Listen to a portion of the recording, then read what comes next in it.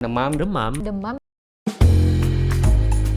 Oke, kita semua pasti pernah mengalami kondisi demam ini. Tapi demam itu sejatinya bukanlah sebuah penyakit, melainkan sebuah gejala dari penyakit.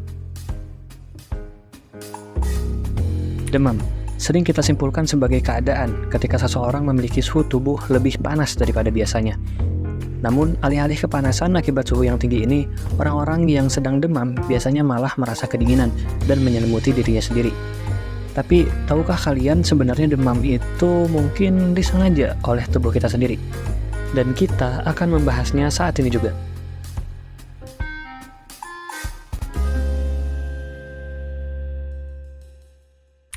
Oke, untuk bisa mengetahui kenapa suhu tubuh kita bisa memanas saat demam, kita harus tahu terlebih dahulu dari mana suhu tubuh itu didapatkan.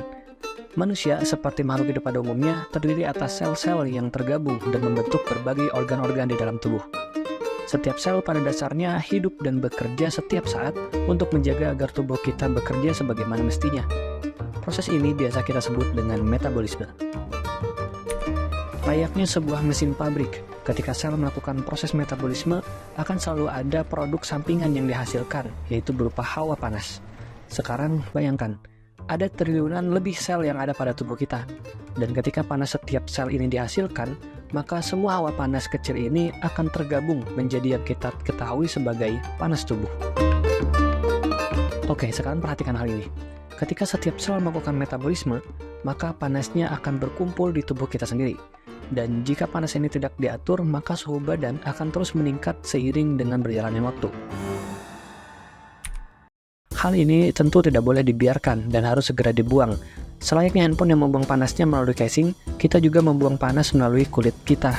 Namun bedanya, sebagian besar hawa panas yang dihasilkan pada organ-organ dalam, ini nantinya akan dihantarkan terlebih dahulu melalui darah, yang selanjutnya dialirkan oleh pembuluh darah besar hingga pembuluh darah kecil yang ada di kulit kita. Barulah setelahnya panas ini akan dikeluarkan dari darah menuju lingkungan melalui kulit. Tapi tahukah kalian yang bertanggung jawab dalam regulasi suhu ini ternyata hanya berupa secuil area kecil di bagian otak terdalam kita yang bernama hipotalamus. Dan dengan mengandalkan reaksi kimia yang kompleks, dia bekerja untuk memastikan bahwa tubuh kita agar tidak terlalu kepanasan ataupun terlalu kedinginan. Simpelnya seperti ini, hipotalamus akan membuat sebuah patokan dasar yang digunakan untuk menentukan apakah suhu tubuh itu sudah terlalu panas atau terlalu dingin. Patokan ini akan kita sebut sebagai set point.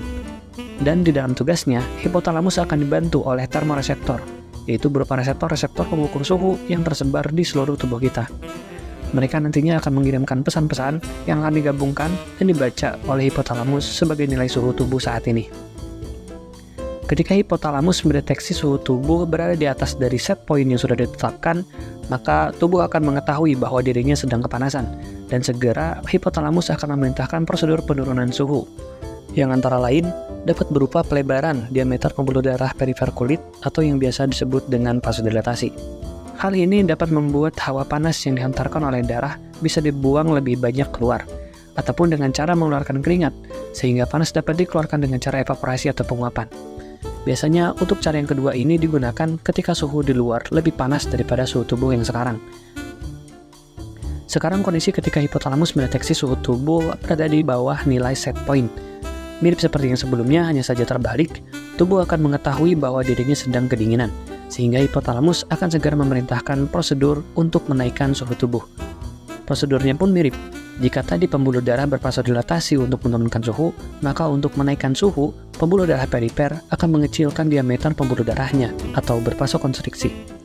Sehingga panas dalam darah akan tetap tersimpan dan tidak terlalu banyak yang dibuang keluar. Dalam keadaan ini, seseorang juga akan terlihat lebih pucat karena darah yang dialirkan ke kulit menjadi lebih sedikit. Selain itu, metabolisme pada sel tubuh juga akan bekerja lebih tinggi agar menghasilkan panas yang lebih banyak lagi. Namun, tentu ini akan menghabiskan lebih banyak energi tambahan dibandingkan kondisi normal, sehingga menimbulkan efek mudah kelelahan apalagi ketika kita sakit. Dan ketika suhu tubuh turun secara drastis, maka tubuh akan memulai refleks menggigil.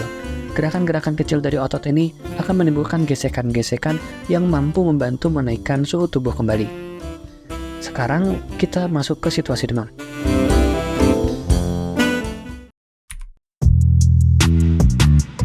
Demam, seperti yang sudah dijelaskan di awal, adalah sebuah kondisi ketika suhu tubuh kita meningkat hingga lebih dari 37,2 derajat Celcius. Kondisi demam ini diketahui oleh kita secara luas sebagai respon dari infeksi penyakit yang berusaha menyerang tubuh.